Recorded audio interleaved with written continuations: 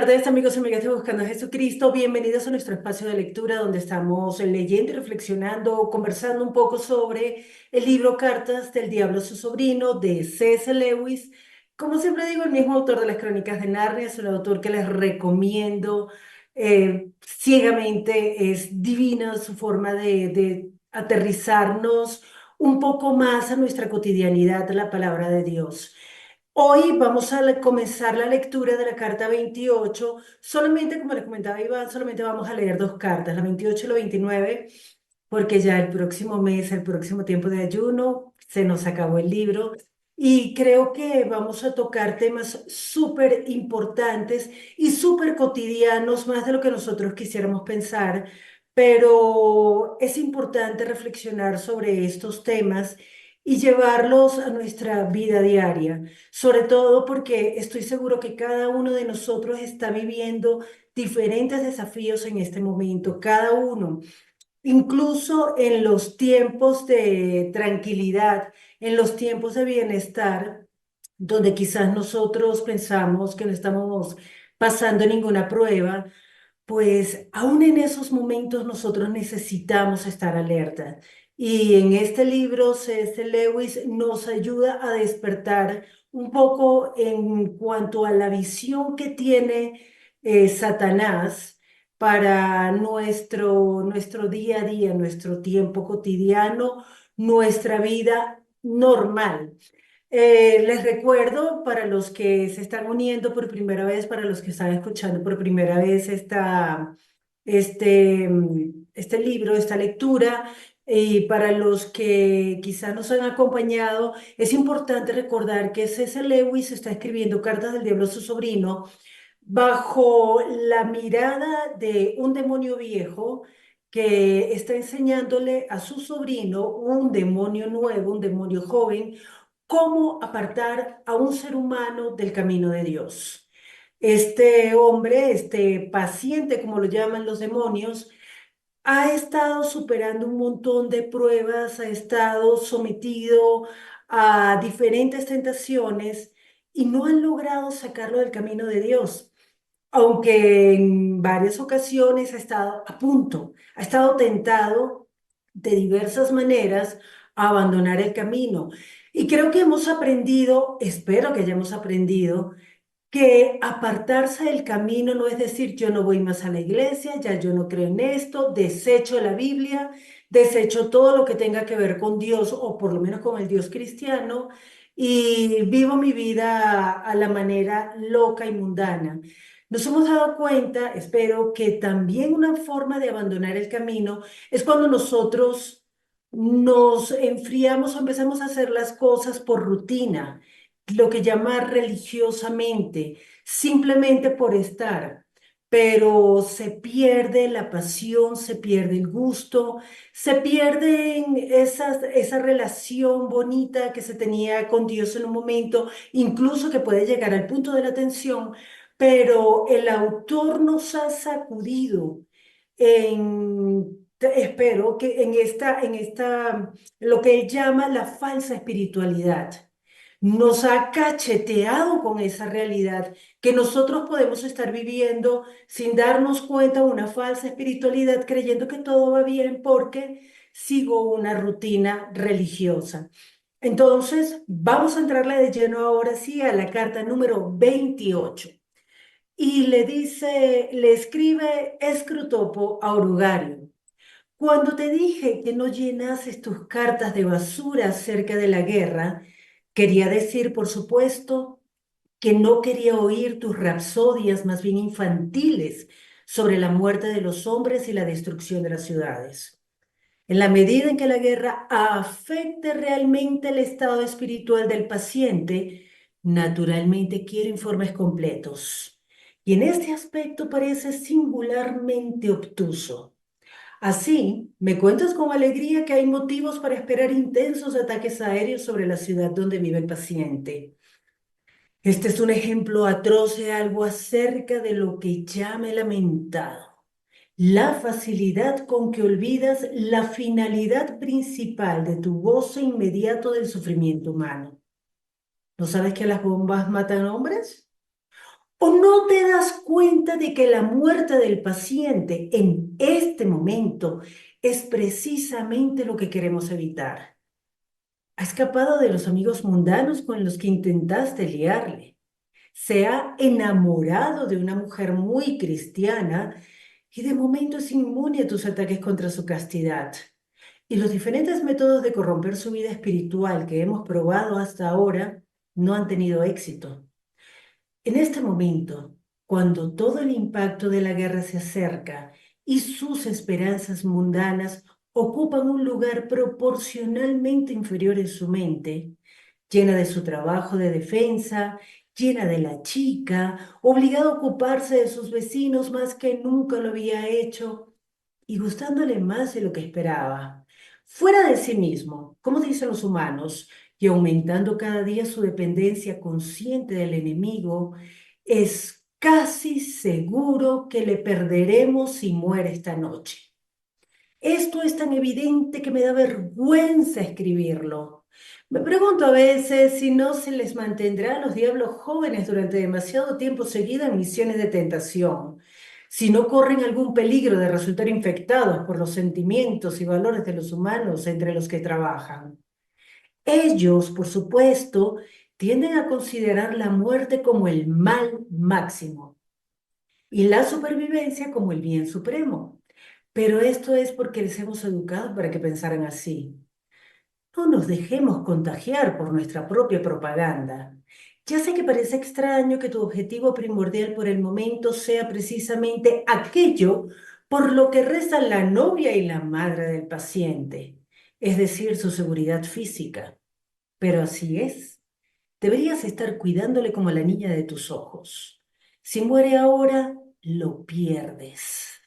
Si sobrevive a la guerra, siempre hay esperanza.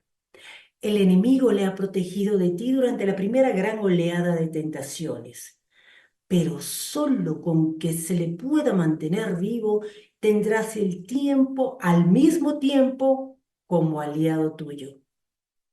Los largos, aburridos y monótonos años de prosperidad en la edad madura o de adversidad en la misma edad son un excelente tiempo de combate.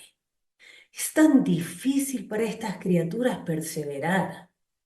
La rutina de la adversidad, la gradual decadencia de los amores juveniles y de las esperanzas juveniles, la callada desesperación, apenas sentida como dolorosa, de superar alguna vez las tentaciones crónicas con que una y otra vez les hemos derrotado. La tristeza que creamos en sus vidas y el resentimiento incoherente con que les enseñamos a reaccionar a ella. Todo esto proporciona admirables oportunidades para desgastar un alma por agotamiento. Si por el contrario su edad madura resulta próspera, nuestra posición es aún más sólida. La prosperidad une a un hombre al mundo. Siente que está encontrando su lugar en él, cuando en realidad el mundo está encontrando su lugar en él. Su creciente prestigio, su cada vez más amplio círculo de conocidos, la creciente presión de un trabajo absorbente y agradable, construyen en su interior una sensación de estar realmente a gusto en la tierra, que es precisamente lo que nos conviene. Notarás que los jóvenes suelen generalmente resistirse menos a morir que los maduros y los viejos. Lo cierto es que el enemigo, tras haber extrañamente destinado a estos meros animales a la vida en su propio mundo eterno, les ha protegido bastante eficazmente del peligro de sentirse a gusto en cualquier otro sitio. Por eso debemos con frecuencia desear una larga vida a nuestros pacientes. En 70 años no sobra un día para la difícil tarea de desenmarañar sus almas del cielo y edificar una firme atadura a la tierra.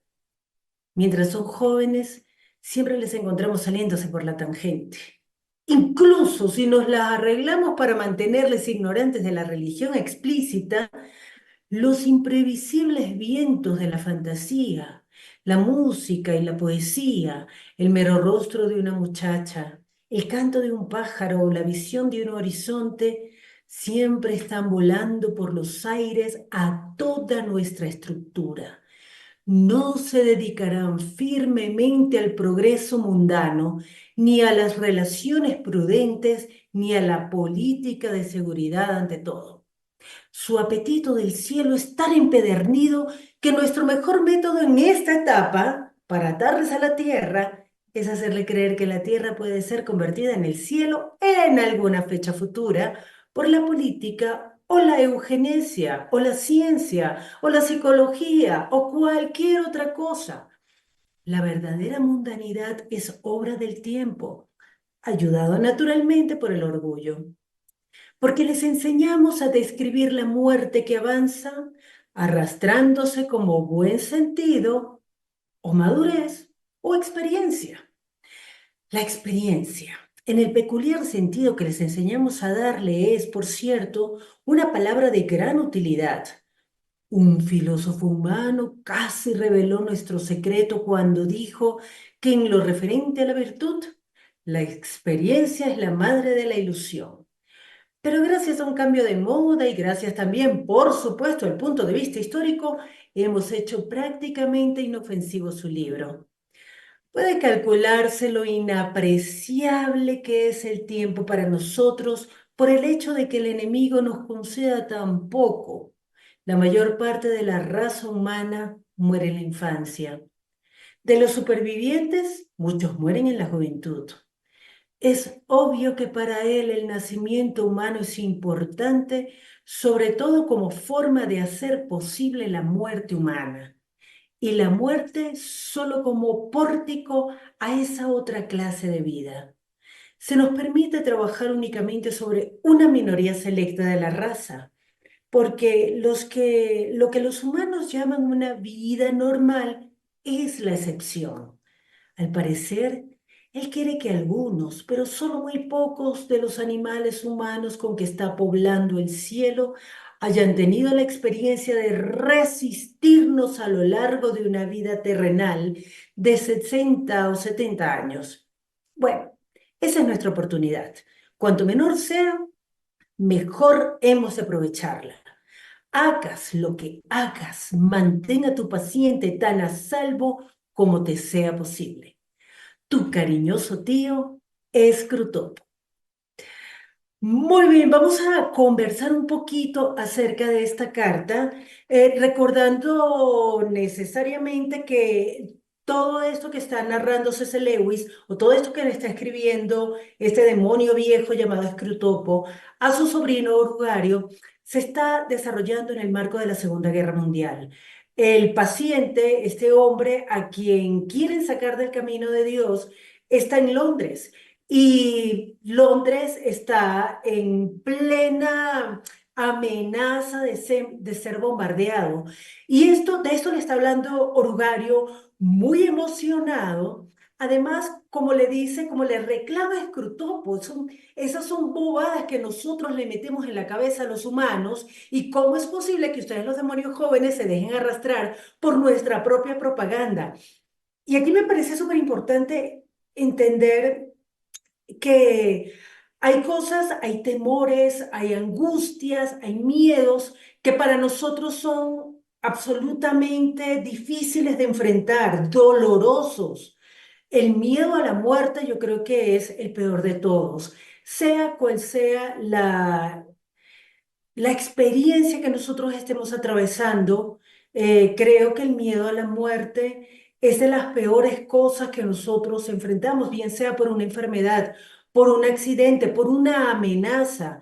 Quienes vivieron en Colombia, yo en este momento de mi vida estoy en Colombia, y recuerdo una época que fue muy dura para los colombianos, que fue la época de Pablo Escobar, ese famoso narcotraficante que cada cierto tiempo había una bomba y no se sabía dónde, no se sabía en qué momento iba a pasar, no se sabía qué lugar.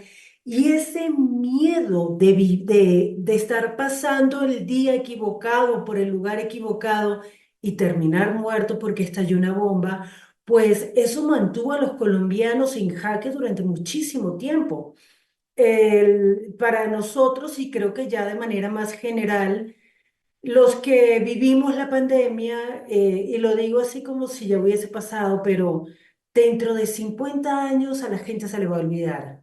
Y nosotros, quienes hoy en el 2024 apenas llevamos 2 años y medio de haber superado, perdón, 4 años y medio más o menos, de haber superado aparentemente todo lo que nos produjo la pandemia en nuestra manera de ver la vida, en nuestra manera de enfrentar la cotidianidad, en nuestra manera de enfrentar el futuro, pues creo que dentro de poco que ya a muchos se nos ha olvidado.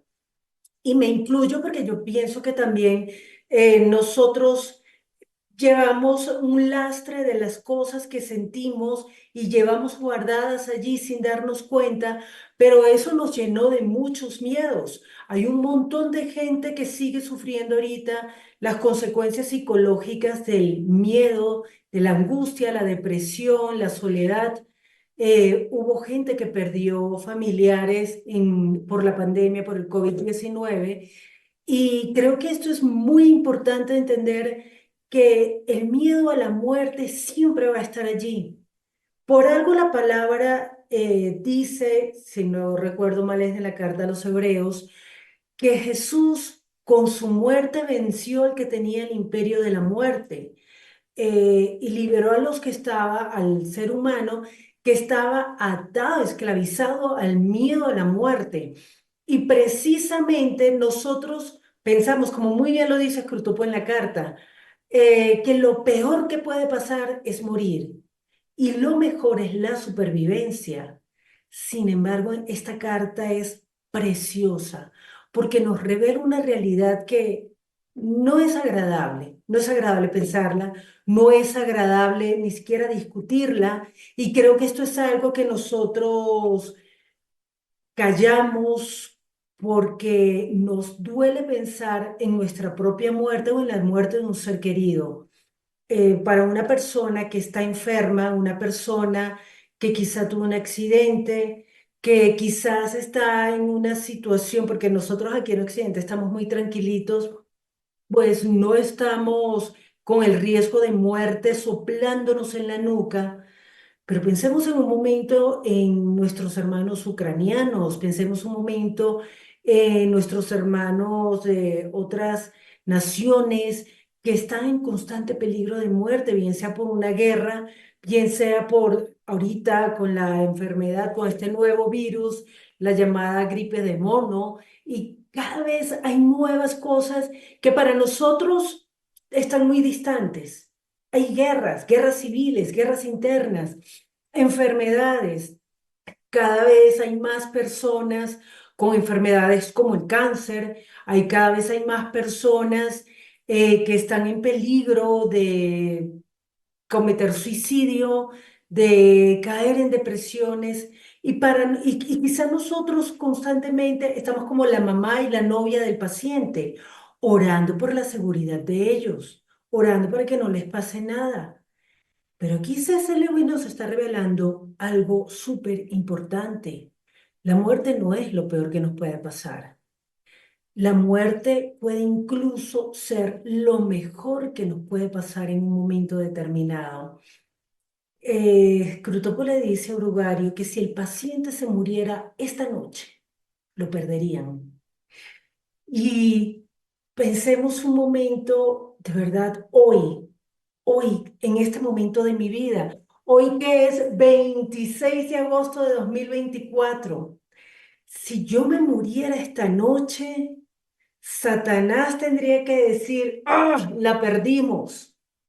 Tendría que reconocer su derrota, o yo estoy en ese otro grupo de los supervivientes, porque en cuanto al estado espiritual de cada uno de nosotros, eso es lo que le importa a Satanás, eso es lo que le importa a todas esas huestes de maldad, a todo lo que tiene que ver con la oscuridad, con las tinieblas. Eso es lo que a ellos les importa. nuestro estado espiritual. No importa si estamos en guerra, no importa si estamos en una pandemia, no importa si estamos enfermos, no importa si estamos a 3 doritos de suicidarnos. Eso no les importa. Es cuál es nuestro estado espiritual. Eso es lo único que a él realmente le importa. El entorno, el escenario donde se está desarrollando o donde se está viviendo nuestro estado espiritual, no importa. Por el momento, lo que le interesa a Satanás es que nosotros nos apartemos de Dios. En, en otro párrafo me encanta porque hay cosas más concretas en las que él habla. Habla que el paciente se ha escapado de los amigos mundanos. El paciente se ha enamorado de una mujer muy cristiana. Es inmune a los ataques contra la castidad. Los diferentes métodos de corromper su vida espiritual que hemos probado no han tenido éxito. Entonces, yo creo que esto nos sirve o podría servirnos para pensar, bueno, ¿cuáles son las cosas con las que me está atacando Satanás? ¿Cuáles son las estrategias que está usando? Amigos mundanos. Y con amigos mundanos no quiero decir, no se mezcle con la gente del mundo, con la gente que no va a la iglesia, porque los amigos mundanos pueden estar en la iglesia. Puede haber mucha gente dentro de la iglesia que piensa exactamente igual que la gente del mundo. Y yo creo que lamentablemente eso se está viendo cada vez más. Estos ataques para corromper la vida espiritual del paciente, si nosotros recordáramos las cartas anteriores, pues lo van volviendo cínico. Es una espiritualidad falsa, es una espiritualidad de careta, de disfraz. Voy a hacer cuando vaya para la iglesia o mientras estoy en servicio, pero todos estos ataques tienen algo en común. Lo que buscan es sencillamente menguar la relación que tiene el ser humano con Dios. En, por el contrario, lo que ha blindado a este hombre, a este paciente, al paciente orugario, es las esperanzas mundanas ocupan un lugar proporcionalmente inferior en su mente.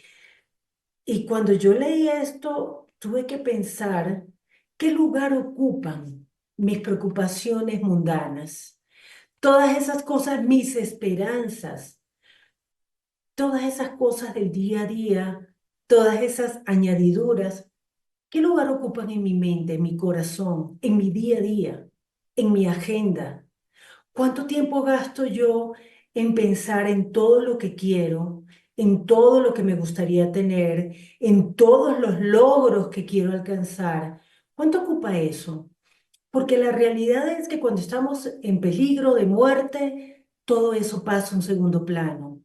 Yo recuerdo cuando mi mamá estaba ya en cama por el cáncer, estaba a punto de morirse, pues meses atrás mi mamá estaba preocupada entre comillas, o sea, la preocupación, la banalidad de todas las mujeres, las llantitas, la grasa aquí que no termina de bajar y hago esto y hago lo otro y no se logra.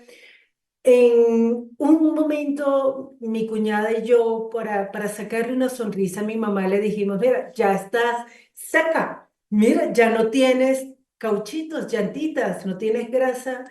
Y mi mamá no sé, nos respondió algo que nos dolió tanto.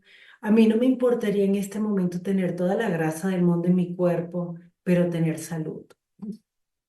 ¿Cuánto importan las esperanzas mundanas? ¿Cuánto importan nuestros deseos ante la inminencia de la muerte?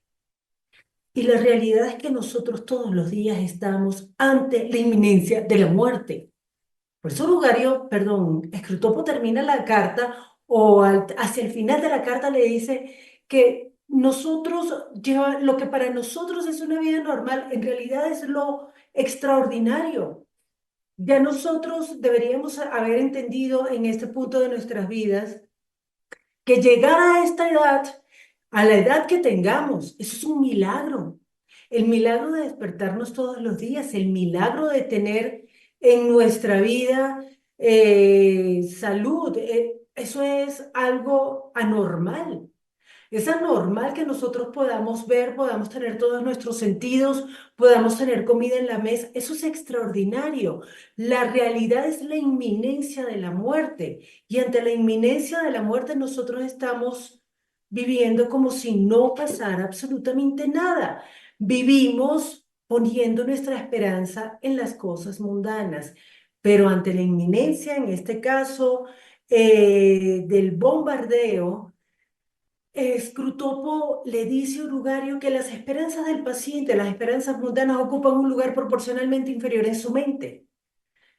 Por el contrario, su mente está llena de su trabajo de defensa, de la chica, de esa chica cristiana, y del entorno en el que ella lo dejó entrar.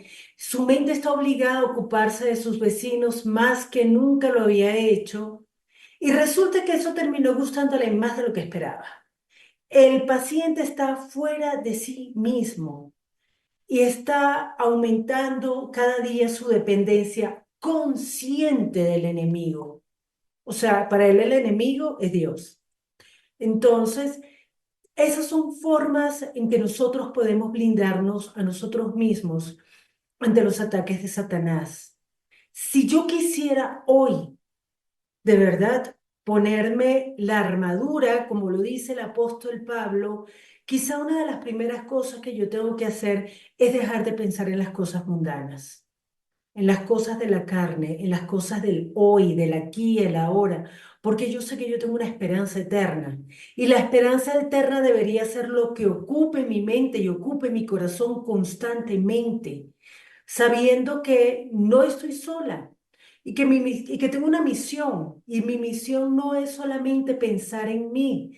Yo tengo que ponerme la armadura, la coraza de la fe. Y C.S. Lewis lo habla como su trabajo de defensa, ocupándose de sus vecinos. Y resulta que todo eso lo está disfrutando, porque la realidad es, de alguna manera la palabra de Dios insiste mucho en esto, en la medida en que nosotros salimos de nosotros mismos, nos vaciamos, o como dice Jesús, morir a ti mismo y cargar tu cruz, pues resulta que vamos a experimentar un gozo mucho mayor del que habíamos pensado alguna vez en la vida experimentar, porque el gozo de la vida y el gozo de compartir la vida con las demás personas supera cualquier expectativa que nosotros podemos tener en las cosas mundanas.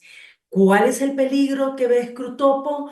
Pues, perdón, ¿cuál es la esperanza para Scrutopo? Que mientras nosotros estamos considerando la muerte como un mal máximo, que fue lo que él le dice, para esto los hemos educado, para que pensaran así. Entonces, resulta que la esperanza es que el paciente viva. Por el contrario de lo que nosotros podemos imaginarnos cuando estamos ante la inminencia de la muerte, pues lo peor no es morir, lo peor es que, o lo más peligroso, es que sobrevivamos. Sobrevivir puede ser aún peor que morir. Y Scrutopo explica por qué. Porque a lo largo del tiempo puede ser que nosotros perdamos el norte. A lo largo del tiempo, el tiempo termina siendo un aliado para Satanás porque a nosotros nos cuesta muchísimo permanecer. Nos cuesta perseverar y esa es una realidad que yo espero que todos nos hayamos dado cuenta ya a estas alturas del partido, porque es sumamente peligroso cuando nosotros nos relajamos. Y hay dos caminos totalmente diferentes. Uno es la adversidad y el otro la prosperidad. Ninguno de los dos libra al hombre de estar en peligro, de terminar apartándose de Dios. Por un lado, la adversidad, la rutina, la gradual decadencia de los amores juveniles, todas estas cosas, como que esa insatisfacción constante en que pueda estar la gente. Yo tengo en este momento de mi vida 51 años, 1 de diciembre cumplo 52, y realmente a uno ya uno va cayendo en ciertas rutinas y necesitamos algo que nos despierte. De hecho, Scrutopo le dice a Urugario que los jóvenes están más dispuestos a morir que los viejos.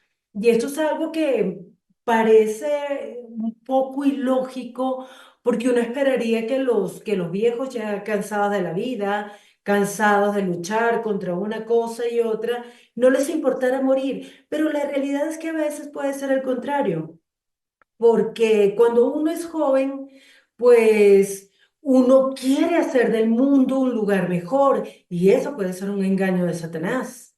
La realidad es que, y si algún joven nos está escuchando, ojalá, la realidad es que esa es una gran mentira, que el mundo puede ser un lugar mejor si nosotros nos volvemos ecologistas, si nosotros nos volvemos más open mind, si nosotros nos volvemos más tolerantes con las diferencias. Cuidado con las panaceas que nos está vendiendo el mundo, porque el mundo nos quiere hacer creer que puede haber algo mejor, que podemos traer el cielo a la tierra, cuando la realidad es que el único que puede traer el reino de los cielos es Jesús. Y esa es la única, ese es el único camino, esa es la única esperanza que nosotros tenemos. Y es aún peor porque resulta que si nos va demasiado bien, si nuestra edad madura resulta ser próspera, pues peor. Peor para nosotros, más fácil para Satanás, porque dice Escrutopo, la prosperidad une al hombre al mundo. Y esto no es solamente, y aquí quiero aclarar porque me parece súper importante, no es que, bueno, nosotros los pobres no tenemos ese problema porque no tenemos platica y no nos une la plata al mundo. No se está refiriendo solamente a ser próspero económicamente, se está refiriendo a cuáles son las cosas que nosotros nos están atando al mundo. Y me parece fundamental analizar qué me ata al mundo, qué me está manteniendo aquí, cuál es la razón por la cual yo quiero estar viva. Porque pues, estoy por fin empezando a salir con la persona que me gusta, porque estoy en un matrimonio súper feliz, es que mi familia es una maravilla. ¿Qué es lo que me ata al mundo? Que logré un trabajo donde me da una posición que me permite encajar, que me dé visibilidad, que me dé éxito, reconocimiento y quiero eso es lo que anhelo.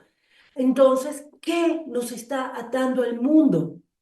Porque eso que nos está atando al mundo es la herramienta que va a usar Satanás para apartarnos de Dios. Y esta expresión que usa C.S. Lewis en cuanto a la prosperidad, que dice que un hombre con el mundo, porque el hombre siente que está encontrando su lugar en el mundo, cuando en realidad el mundo está encontrando su lugar en el hombre. Y es importante sentarnos a reflexionar esto. ¿El mundo está encontrando su lugar en mí?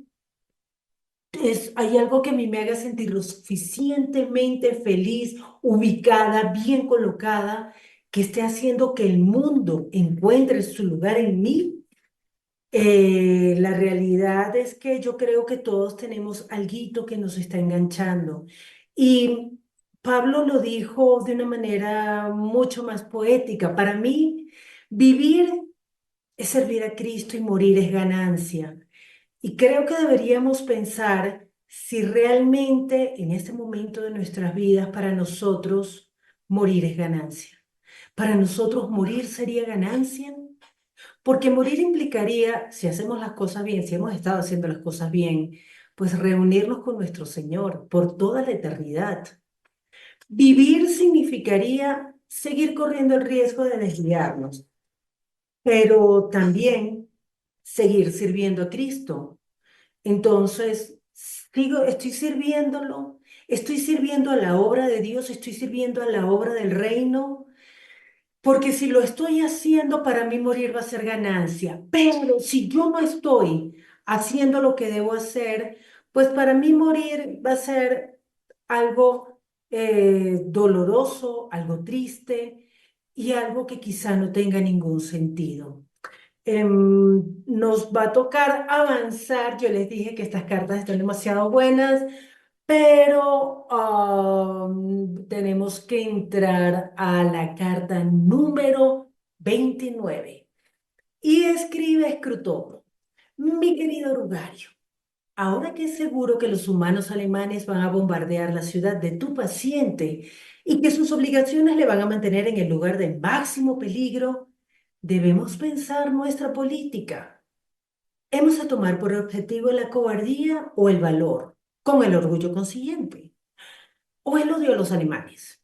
Bueno, me temo que es inútil tratar de hacerle valiente. Nuestro departamento de investigación no ha descubierto todavía, aunque el éxito se espera cada hora, cómo producir ninguna virtud. Esta es una grave desventaja. Para ser enorme y efectivamente malo, un hombre necesita alguna virtud. ¿Qué hubiera sido Atila sin su valor o Shylock sin su abnegación en lo que se refiere a la carne? Pero como no podemos suministrar esas cualidades nosotros mismos, solo podemos utilizarlas cuando las suministra el enemigo. Y esto significa dejarle a él una especie de asidero en aquellos hombres que de otro modo hemos hecho más totalmente nuestros.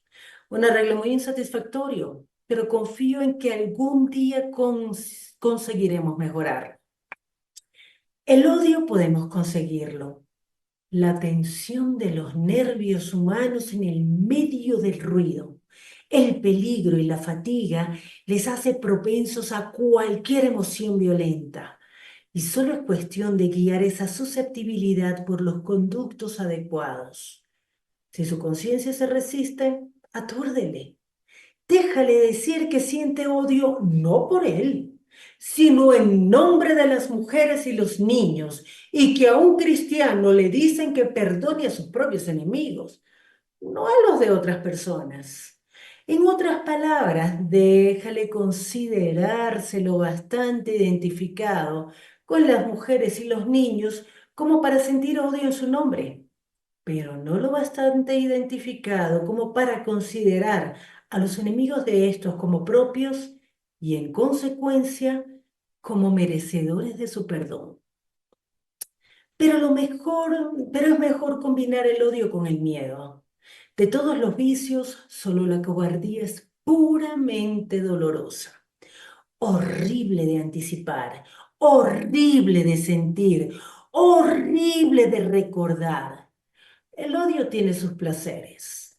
En consecuencia, el odio es a menudo la compensación mediante la que un hombre asustado se resarce de los sufrimientos del miedo. Cuanto más miedo tenga, más odiará. Y el odio es también un antídoto de la vergüenza. Por tanto, para hacer una herida profunda en su caridad, primero debes vencer su valor. Ahora bien, esto es un asunto peliagudo. Hemos hecho que los hombres se enorgullezcan de la mayor parte de los vicios, pero no de la cobardía. Cada vez que hemos estado a punto de lograrlo, el enemigo permite una guerra o un terremoto o cualquier otra calamidad y al instante el valor resulta tan obviamente encantador e importante, incluso a los ojos de los humanos, que toda nuestra labor es arruinada. Y todavía queda un vicio del que sienten auténtica vergüenza. El peligro de inculcar la cobardía a nuestros pacientes, por tanto, estriba en que provocamos verdadero conocimiento de sí mismos y verdadero autodesprecio, con el arrepentimiento y la humildad consiguientes. Y de hecho, durante la última guerra, miles de humanos, al descubrir su cobardía, descubrieron la moral por primera vez. En la paz podemos hacer que muchos de ellos ignoren por completo el bien y el mal. En peligro, la cuestión se les plantea de tal forma en la que ni siquiera nosotros podemos cegarles.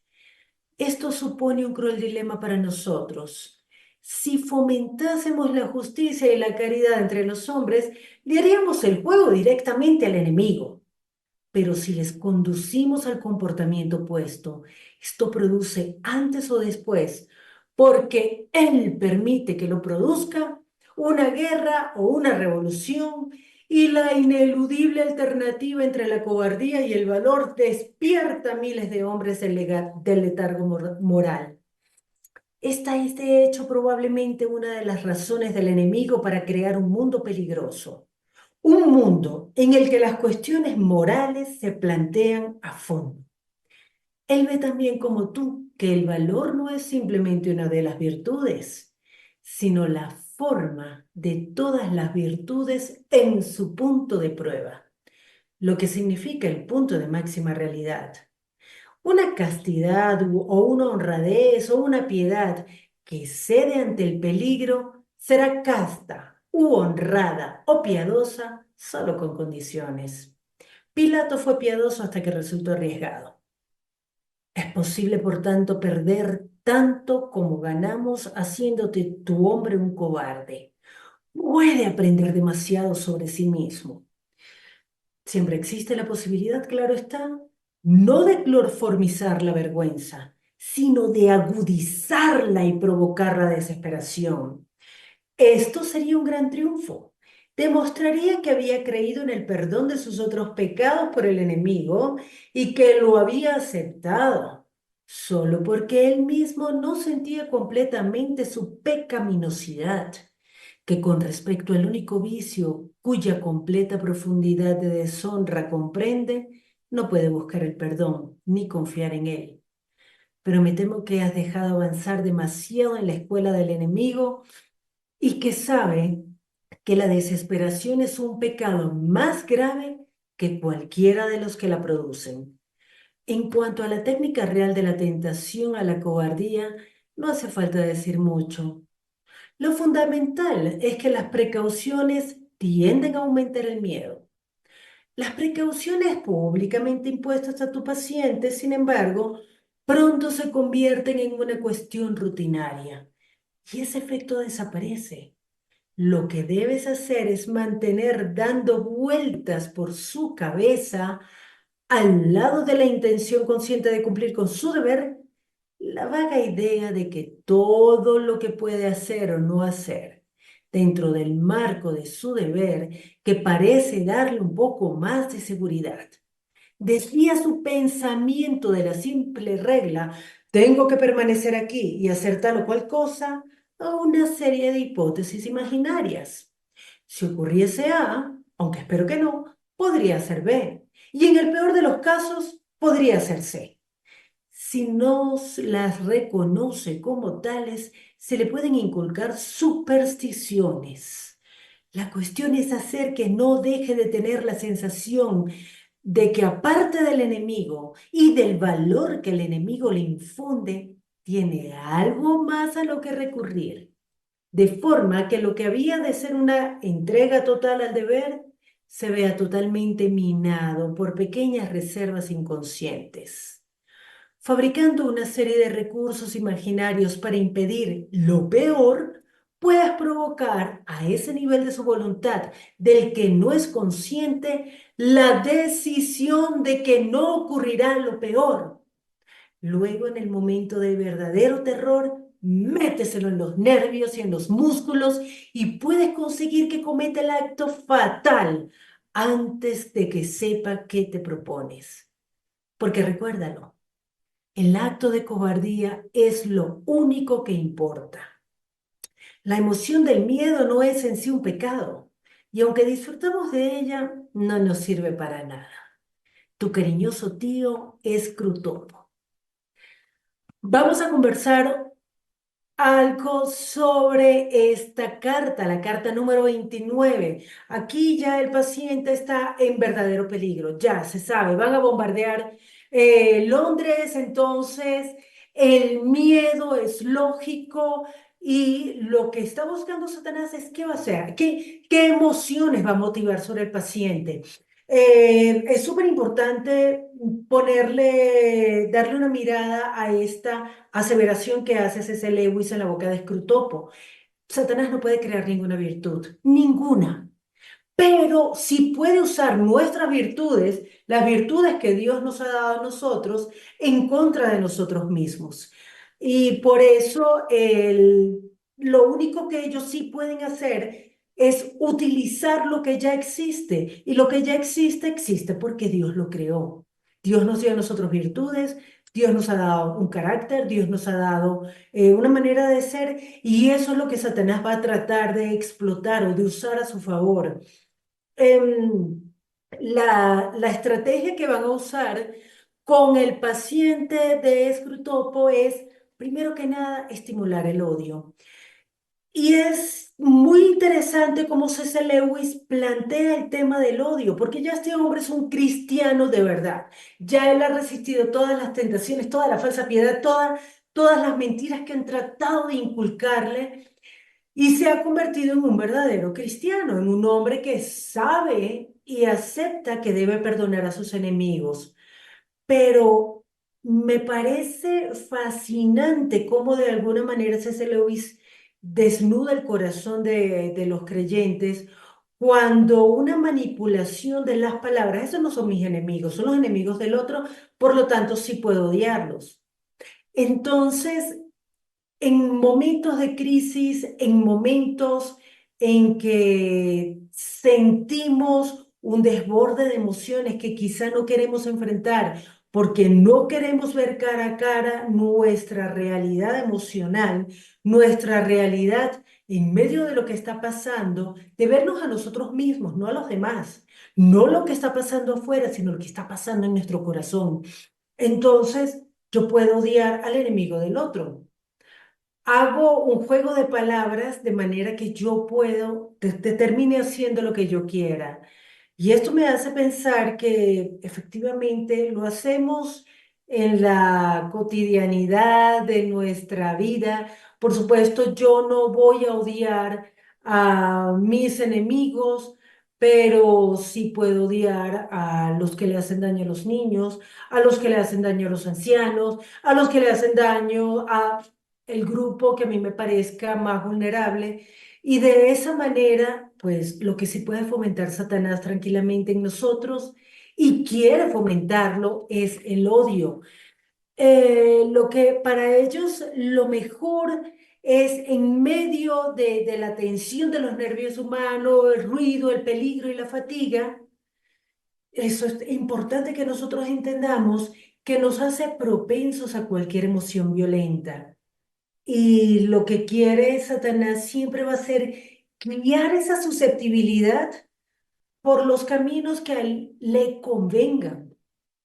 Y entonces, cuando Satanás usa nuestra susceptibilidad, la usa para provocar las emociones o los pensamientos que por nuestro carácter, por nuestra manera de ser, pues nos puede guiar más fácilmente al odio o a ir en contra de lo que nosotros hemos aprendido como hijos de Dios.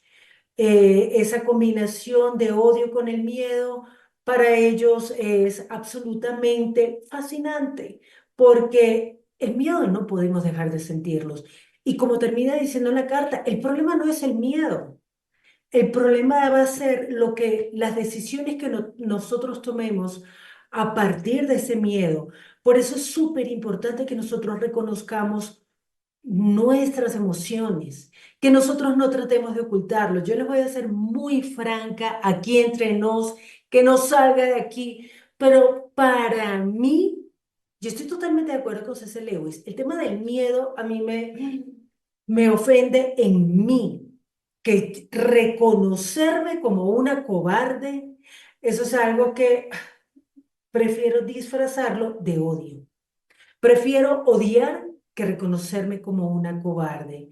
Prefiero sentir odio o sentir tener mal genio y muchas veces detrás del mal genio, detrás del odio, en realidad hay una herida, en realidad hay miedo, en realidad hay cobardía, porque no quiero enfrentarme con algo.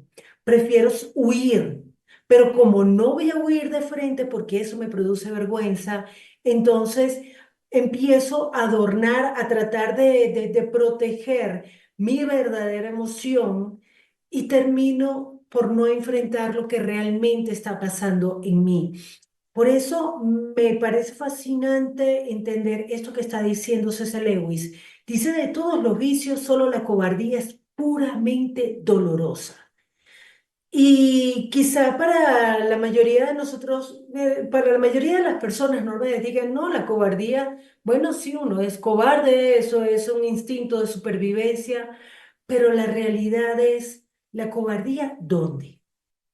No estamos hablando de la cobardía de no ir a un lugar determinado por miedo a ser asaltado, ser agredido. Estamos hablando de cobardía en tiempos de crisis. Estamos hablando de cobardía en momentos en que deberíamos ser valientes.